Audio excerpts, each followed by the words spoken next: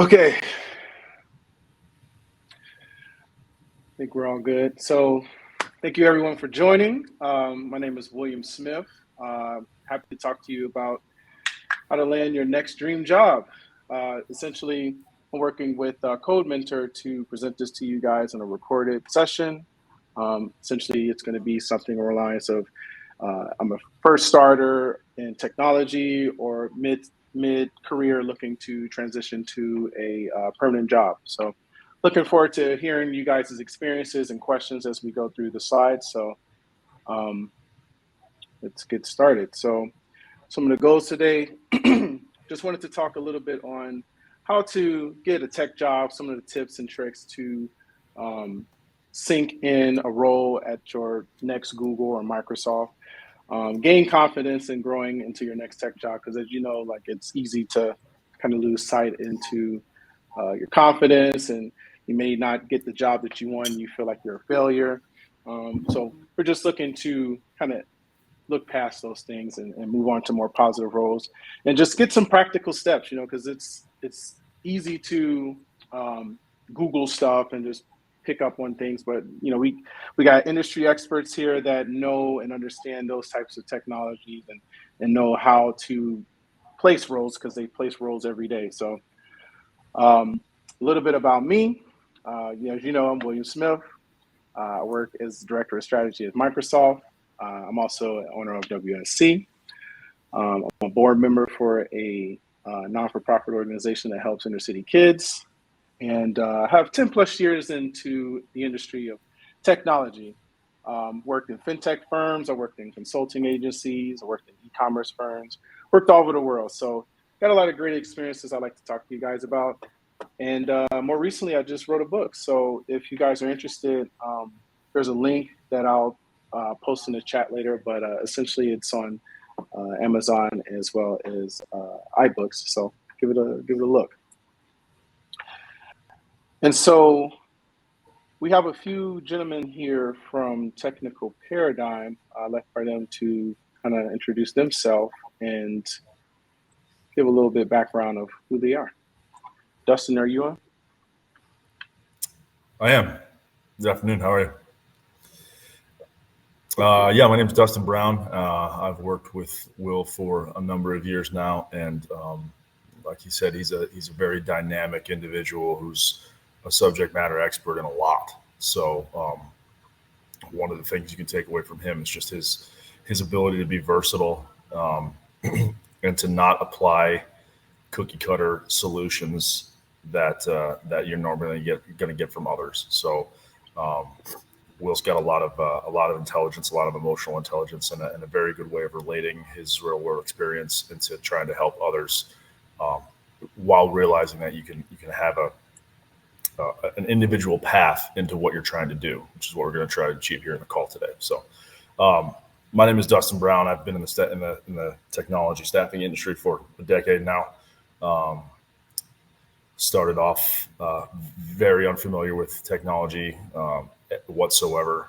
Got into it. It's a field that's going to be around forever as long as humanity exists. This is going to exist. It's a hard word to say sometimes as well. So feel free to reach out to me if you have any questions, any specifics. If Will's not around or you have some questions for me, feel free to reach out. Perfect. And did you want to cover a little bit on highlights with the two individuals in the firm? Yeah, I think so Sean's here. Did Mike jump on as well? I am not sure. I think we have. I don't know if you know. We have a call in 3 minutes. Okay. So I am here. Hey guys, this is Ishan. I am a recruiter as well as a manager in a technical paradigm. We are specialized working in full-time roles like IT staffing, basically, development, programming side, Java, backend, blockchain. We are specializing in blockchain. We also give recruitment as a services for some clients, and Yeah, so if anybody is looking for a new job in a IT side, need some help, assistance, making up a resume or some uh, advice, you can contact Will through us. You can contact Dustin as well as me. So we are always emphasize of helping both client and candidates together uh, on to land a best job and to land a good hire. Thanks, Sean. Hey, well, can I'll you guys speak. hear me? Hello? Hey, Mike. Hey, Mike, what's going on? Oh, I'm sorry. I didn't mean to cut off. I just jumped on. Do you want me to give a background, or you guys good? Yeah, why don't you give your background on yourself, and I'll for time purposes, I'll jump into Colin and kind of share some of his stories so everybody can see kind of his path. So yeah, Mike, if you want to introduce yourself. Yeah, guys. So I'm the owner of Technical Paradigm. I've been in the staffing industry since 2009. No, 2009, 2010-ish.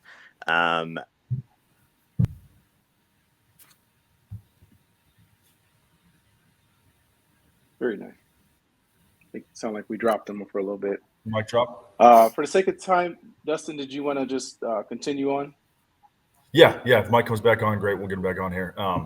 Well, I wanted to share Colin's story specifically just because it's one that I think is something that can be duplicated, not necessarily exactly because everybody's got their own path. But Colin is, you see his picture there at the very top. Colin's a super sharp guy that was able to kind of forge his own path and identity. He came in, we met him because he actually created a website rating recruiters about how much they suck, which is hilarious to us. And when we connected with him and actually took the time to get to know what he was trying to achieve, as opposed to what does your resume say? What are your skill sets? Let's shove you in this role. We connected with Colin really well and formed a relationship with him that's lasted years now, where he's been able to transcend to a level where he's turning down $400,000 jobs because he's got the skill set, the mentality, the background, the network at this point in his career to kind of pick and choose where he wants to be and what he wants to do. So you can do that, and you can build your own brand and individualize like Colin has done. He's just a great example. He's one of the better examples we've had. Manny is as well. We can go through him, but I think we'll focus on Colin just because of time stuff. But Colin has done a bunch. He's done a bunch of development. He's done a bunch of project work. He's done a lot of speaking engagements. He's done a whole lot of things that he is going to be financially comfortable and independent for the rest of his life, based on the past few years and how he set himself up. So I think Will's going to touch on that in his presentation and how he's gone about that and how you can duplicate that. And if you have any questions, there's a lot of resources out there that will help you in a way that will individualize what you're trying to do. Say, hey, I would like to do this. I'd like to work for this specific company, or I'd like to develop this specific skill set. We were able to partner with Colin, and because he was young and relatively young and inexperienced, give him some just basic direction. And he took that and made a fantastic foundational life and career for himself. He's in a great place now, and it's something that you can absolutely duplicate. I think Will's going to go through how to achieve some of that. So. Yep. Absolutely. Thank you for those. So these are some of the individuals who I personally know as well that has excelled in the career of technology. We all started from humble beginnings. I started as a broke college student, as well as, getting into the field of technology and just finding my way up to Microsoft, as well as working with great individuals such as TP and others out there too, right? So let's get started. I know we don't have much time, so I wanted to get into the nitty gritty. So the first portions of employment, right, are the stages of looking for a job, culmination to the end goal, which is starting your new career, right, and then even beyond. You have the pre-plan, you have searching, interviewing process, you have the offer stage. You actually have starting your job, as well as preparing for the future and beyond, right? So what does pre-planning mean, right? Like, what is that entitled? When you first start out, you want to have an idea of what you're looking for in your career. It's the most important stuff, really. You got to be sure and realistic of what you are and what can you offer for an employer, but also what can they offer for you. How can you shine brighter than an essential person that is working there for 10 plus years? You know, how does your skill set transition better, and how can they accommodate you as you transition into this career? It's a little bit of a personal assessment. You know, you're going to have to do some soul searching and understanding like what matters in your life and where you're trying to go in your career. Are you a certain master of certain things? If one person can't do this better than you, like what is that particular thing and how you make it unique and your selling point? Do you have credentials? Do you have a college degree? Do you have accreditations? Because those matter in specific ones, especially law firms and fintech firms. You know, now we're starting to move towards off having degrees, but essentially that is an important factor as well. And essentially, what do you possess that makes you unique? You know, what specific talent that you have that is different than me, you, Colin, and such, right? So what does your dream job look like? Is it technical? Is it non-technical? Are you looking to have face-to-face interaction with peers, clients, and internal teams? Are you looking to be a manager or an individual contributor? What kind of compensation are you looking for? Are you looking for the big bucks, 100K above? And you have to be realistic in this day. When you're first starting off, it's harder to negotiate a higher salary, but just be realistic with what you have and what you offer, and how do you shoot for a higher salary. And then as far as accreditations, what are some certifications? What are some portfolio code examples that you can give an employer that allows you to excel and show your expertise in a different light? And what's the pathway to get to there? So if let's say you're a Java developer and you're trying to be a cloud solutions architect, what's the pathway to that specific avenue? Are you starting from scratch? Are you starting midway into your career? Are you looking for remote work? Are you trying to be in the office, hybrid? Are you trying to travel? All of those matter. And those are things that are appropriate for an individual to do on their own assessment. There's no cookie cutter way to propose that. And as far as accreditations, you have Udemy, DevSkiller, Coursera, Pluralsight. These are all really good online tools that you can use to leverage your skills, as well as have a document that showcases that, okay, I did this. I'm pretty proficient in this course, and they can see the coursework and what it entitles, how hard and difficult it is. If you're looking for more professional accreditations, you got Microsoft Search, you got AWS Search, Google, CompTIA, and Cisco. Those are really important when you're more further into your career and you're trying to show mastery in a specific technology. Honorable mentions, these are some that I haven't had the pleasure of working with, but these are also good opportunities for growth as well. And I'll feel free to share these as well into the chat. But then also, okay, what are some good tech jobs, right? So you first starting off, you're from school, you have no experience, you don't know what the hell is going on. You could easily get a customer service support job. It's not, the greatest, but essentially it's a good stepping point into your career. It's something that you can do as a placement holder and use that as a way to catapult you into another avenue. You have QA analysts, you have bug testers. Those are really good because you're understanding the code and intricacies, sorry, that's a big word, for design and understanding the technology. Consultants, a lot of people probably know I did work at Deloitte, and they work the heck out of you. So really good experience, hands-on client experience. You learn how to talk to people, you learn how to do good design work. So it's really good for you to get into consulting.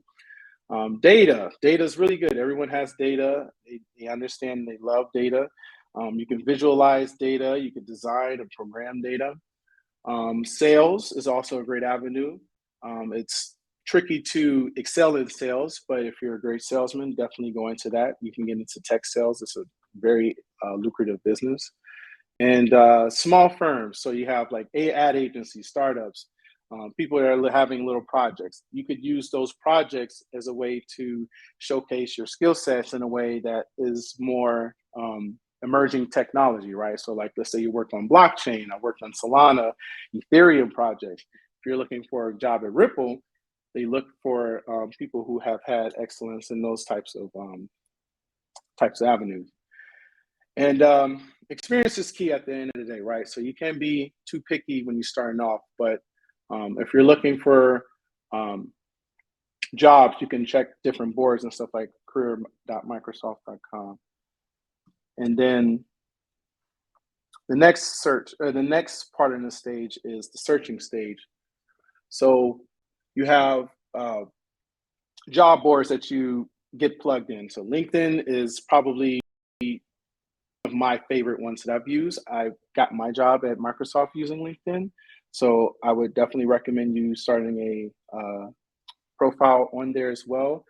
And then Indeed is a second step. A lot of tech jobs I've worked, I have definitely got them on Indeed and Career Builder, Monster and Dice as well as too. And then sign up for the alerts. They come in regularly, and you get a chance to see what companies are hiring and what companies are doing things too. Secondly, use your network. Utilize your network. People that are within tech firms that are managers or thought leaders. Ask them questions.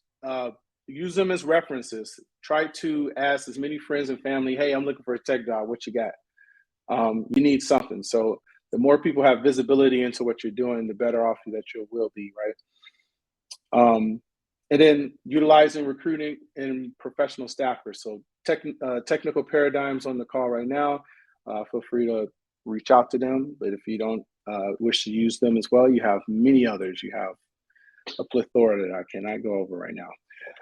Searchable. Make yourself searchable. You want your resume to shine some of the best in your career. So when it comes to what you've done at a firm, whether you're looking for in projects, certifications, awards, all of those matter when you're first starting off, and you want to highlight certain achievements. You want your resume to be readable and searchable. Bots are heavily used when it comes to recruiters looking through resumes. So if your resume isn't really well formatted, it's not going to look as good, right? Speaking with managers, potential coworkers, this is essentially good for if you're midway into your career and you're looking to transition off of another opportunity, such as, I'm halfway, I'm not sure what I want to do, but I have an idea. Let me talk to a manager who specifically is doing this type of work and get a feel for what their employees are doing, and kind of get that firsthand feel of what's to expect for a specific role. And then finally, you got to have a cover letter. You got to have a portfolio. Programmers on the call, I suggest that you update your GitHub. If you have designers, update your Dribble, and as well as get your LinkedIn with all your portfolio and project pieces. If we got any designers, I'm sure some people use Instagram for their portfolio, but you definitely can. And then search. Get as many certs as you can. Try to be as promotable and professional as possible. And let's go from there. Let me see. Let me do a little check. All right, got 8 minutes left. Hopefully I'm not boring you guys. All right, so next up, interviewing. So this is it's pretty it's a pain in the butt, let's be honest, because interviewing can be 1, 2 and then done. It can take months. You can never hear back from them. So it's just a trivial process, but it's essentially a good opportunity for you as a prospect to learn about your prospective company. You just at the very least, you just got to be honest with yourself and give good answers, even though you may not know what to say in a particular opportunity. Don't make anything up, and don't try to make it sound glossy or greasy. You want to be as truthful in your skill set and to your interviewer as possible, because if they are seeing that you lack in a certain function, it's not good to fabricate something. It's good to just be honest with something, because you waste time at the end of the day, right? And then don't be nervous. It's easy to be nervous, right? Don't be nervous. It can be hard. It can be unforgiving. The interviewer can be a jerk, but it's just like test taking. Some are good and some aren't. And a good interviewer will be able to identify those particular types of interviewees, I'm sorry. But it just takes you just putting your best foot forward, being honest with your skill set and achievements, and as well as going from there. And ask questions. Don't see that. Ask questions. If you do not ask questions, 9 times out of 10, they will just junk it, because someone who asks like targeted questions about a particular role is a lot better than someone to say, "Oh, that's it, I'm good." You want to ask, things about, okay, who are some of the people I'm working with? What are some of the duties? Am I looking to, ask about career advancement? How long do people stay at this job? And, just show a little interest in just, okay, we're done. And then after the interview, give them a thank you letter. Just say, hey, thank you for the opportunity. Even though if they don't accept you, just thank them for the opportunity. Give them a chance to highlight some of your achievements, show that you actually listened to the interview, and as well as you gave them an opportunity to voice your opinion, as well as follow up on some issues that you weren't too strong about. And at the end of the day, you're not trying to trick the person. You're trying to give a job that you have rapport with the manager, and you can grow and nurture your skills for the next 2, 5+ years. And then if all works out, you get a job offer, right? So next part is just accepting the salary, getting the benefits, legalities, and all that stuff too. You just want to make sure the things that you spoke on in the interview is listed into the agreement.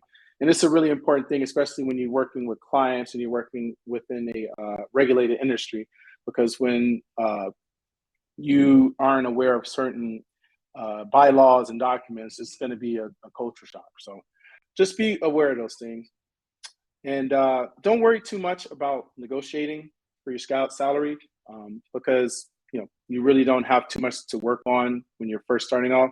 It's just best to just gain that experience, gain that rapport, and then have something as a negotiation tool in the future to work that out. And then when you're starting off, the first and foremost thing, just do well. Just don't worry about anything else. Just worry about excelling in your job. Worry about doing the right duties. Learn everything. Let them pay for your certifications if it's possible. Network like crazy. Talk with as many people as you can, and build a cadence with your manager. Try to understand different avenues in which you can improve and excel in your journey into the company. Avoid office politics. Stay away from the drama. Find a mentor. You want to find somebody who understands and is willing to hold you accountable into your career. So it's very important to find someone like that, especially when you're starting off. Maybe a senior developer and you're a junior developer, or principal lead, or if you're in sales, you're looking for somebody who has sales excellence. It just depends on what track in life you go with.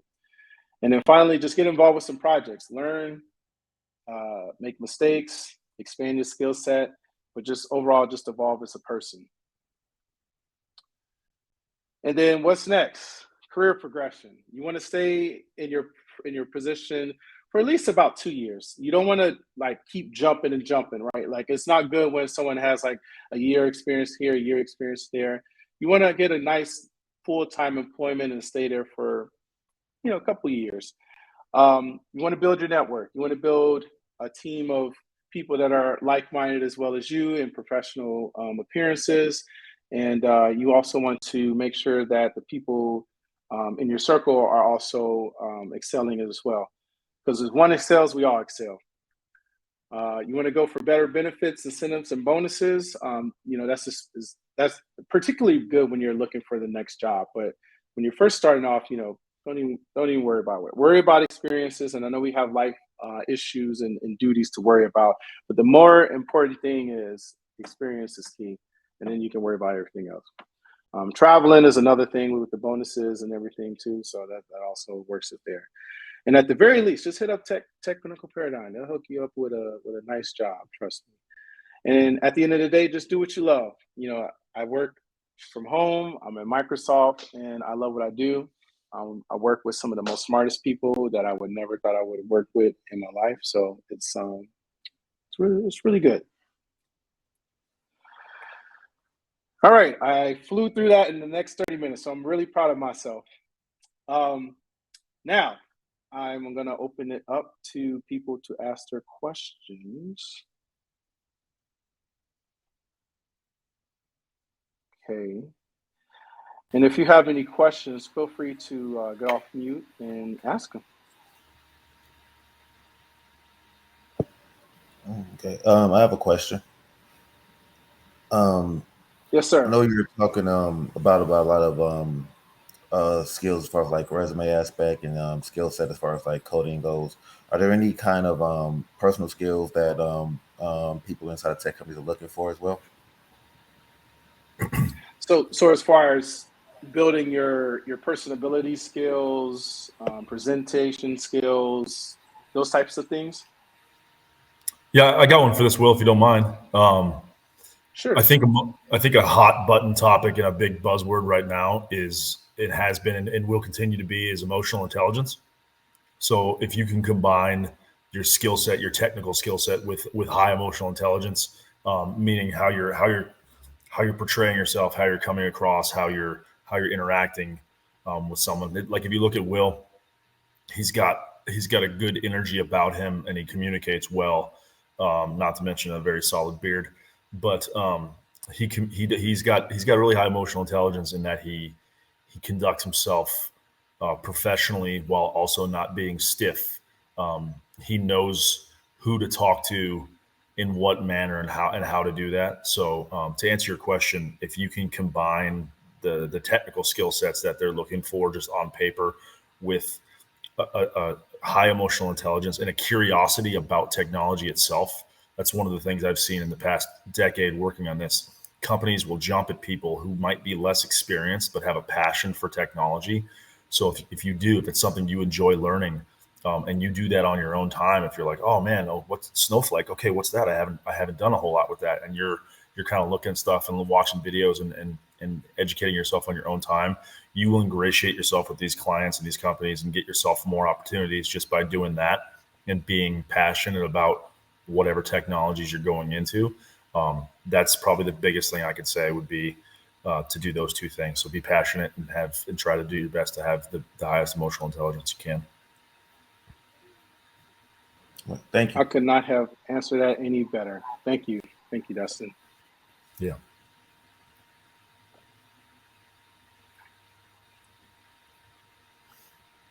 Anybody else, guys? I know there's something. Don't be shy. Coding boot camp grads. I would also say don't be shy about not knowing certain technologies.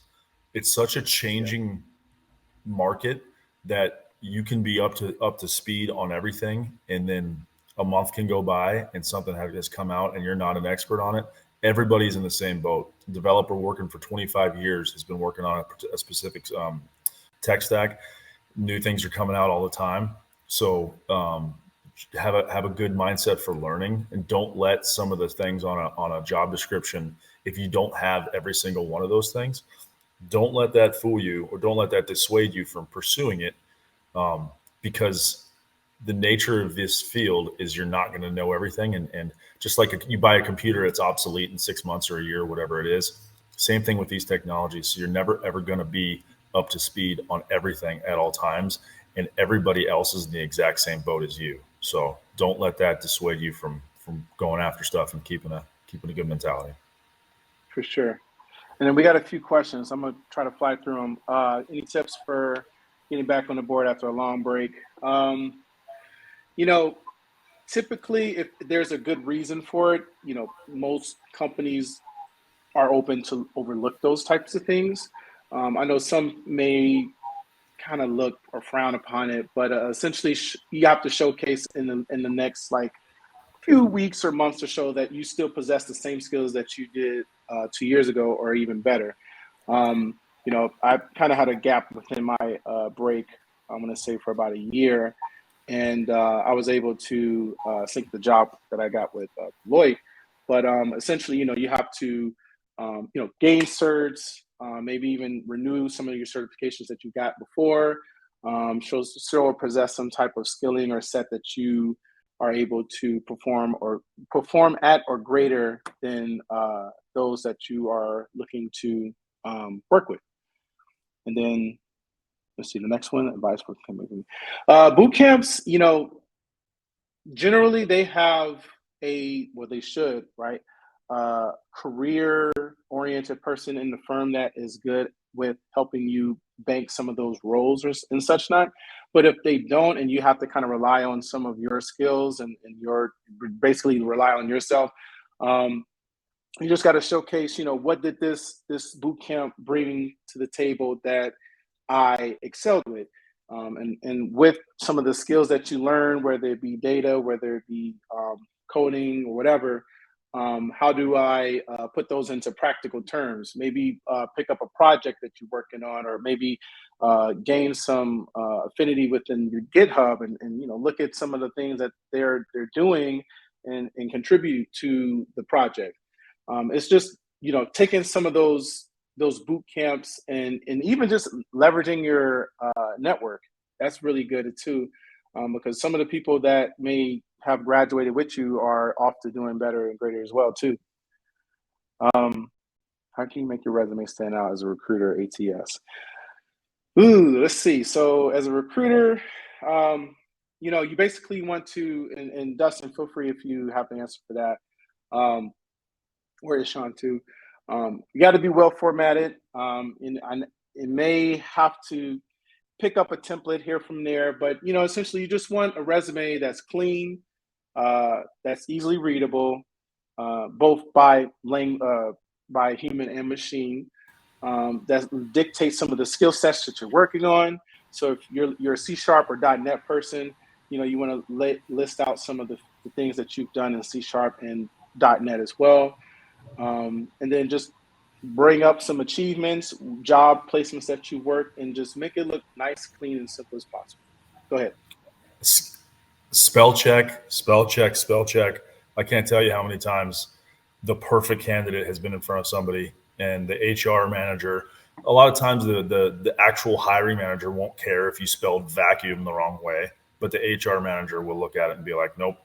So just spacing and spell check is the most basic thing in the entire world. Just look at it, give it a glance, make sure your spacing's okay. It doesn't have to be perfect, but just run a spell check, get your spacing, because the last thing in the world you want is to be disqualified from a great job that you'd be a good fit for because of some stupid error like that. And a lot of times you can't go back from those because it just displays a lack of attention to detail. So something stupid and simple like that, just make sure you go ahead and do those things. And I tell you, it happens 4 or 5 times a week.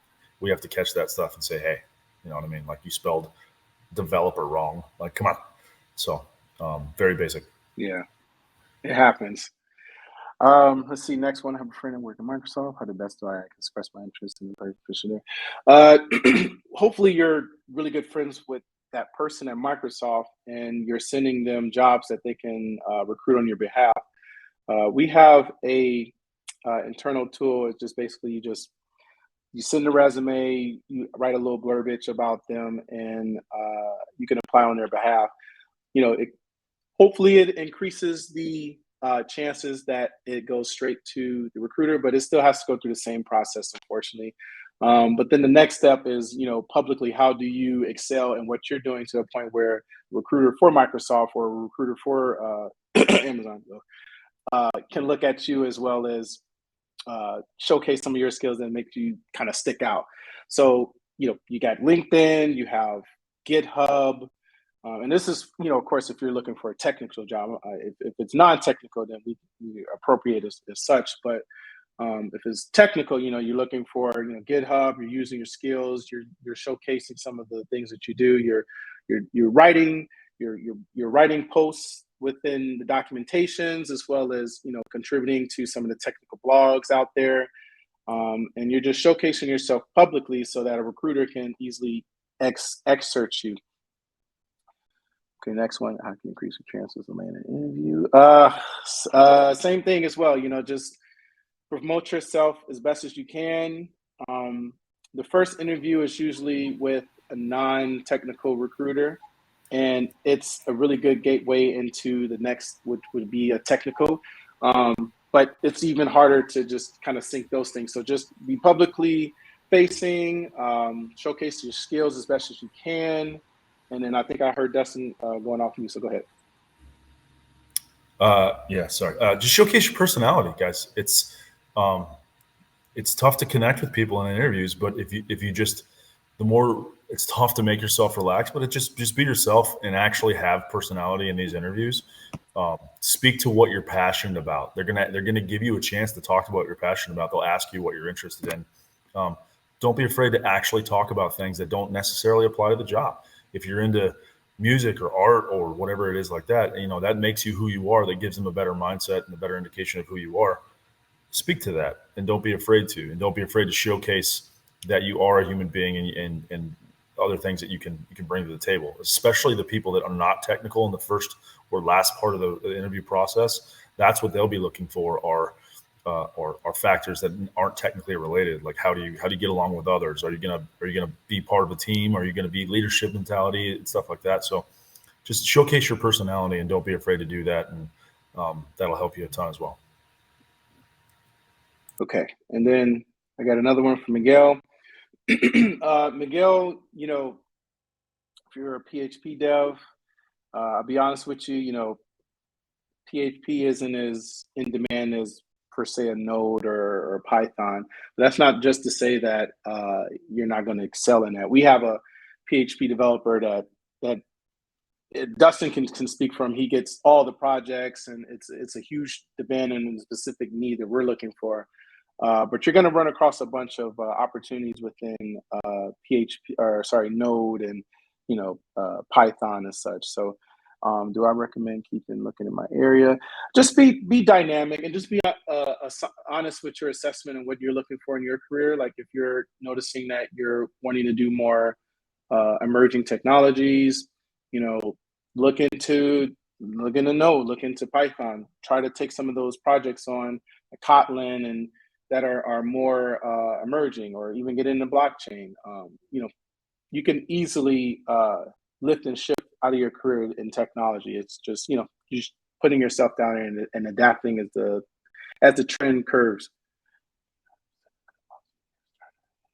Do it now, Julio. Do it right now. There's no specific time. Usually, recruitment slows down around December, January. But honestly, do it now. Just get ready now. There's no better time than now. And even within that, certain companies are always hiring.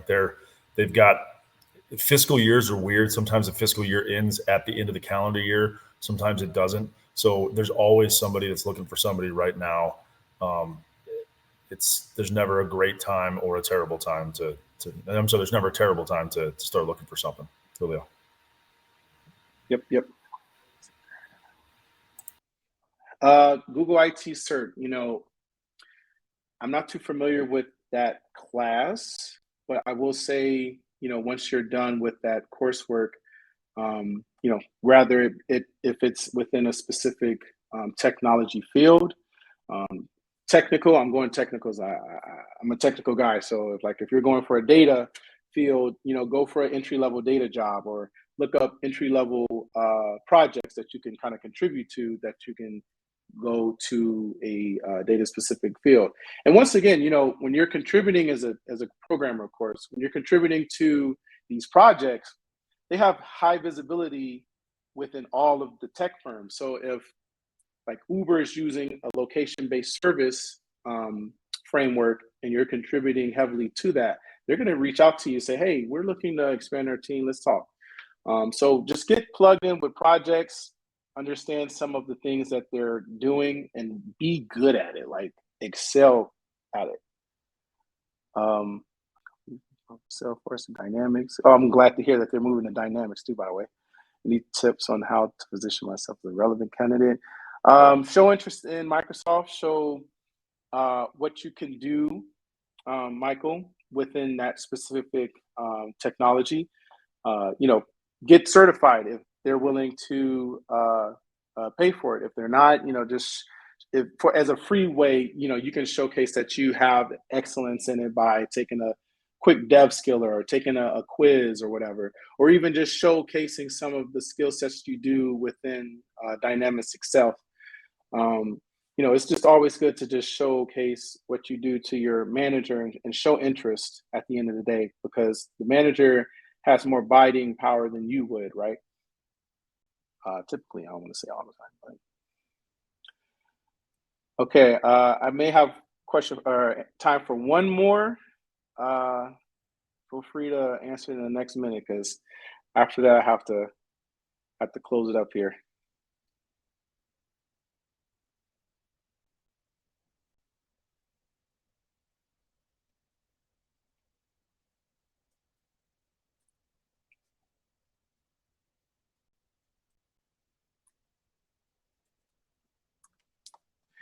Okay. I think we got one more. Books to crack the interview. Yes.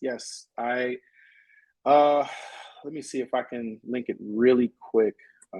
Cracking the code. This is a really good book if you're a technical person and you're looking for a FANG job. Facebook, Amazon, Apple, I forgot the N and G. Essentially, if you're looking for one of those jobs, they're really good with showcases some of the questions that they ask. So when I think I applied for Google maybe 2-3 years ago, and they of course they do the fizz buzz questions, but then they also ask questions about like time complexity and data questions, and those are precursors into how you should prepare for those interviews. So check into that. All right, I think we're done here. If you guys got any other questions, you know, please reach out to me. But in the meantime, you know, I want to say thank you for the Technical Paradigm team. I know, you know, last minute, but I appreciate all that you've done in this call. You know, you guys are one of the best people I work with. Mike is of mine, and he's just great. So if you guys are looking for a job, please reach out to Ishan, Michael, and Dustin. You know, there's a really good guys, as you see, and they're very well educated into the field of technology as well as recruiting. So with that being said, guys, thank you so much. Hope you learned something this time. So look forward to hearing from you, and we'll speak soon.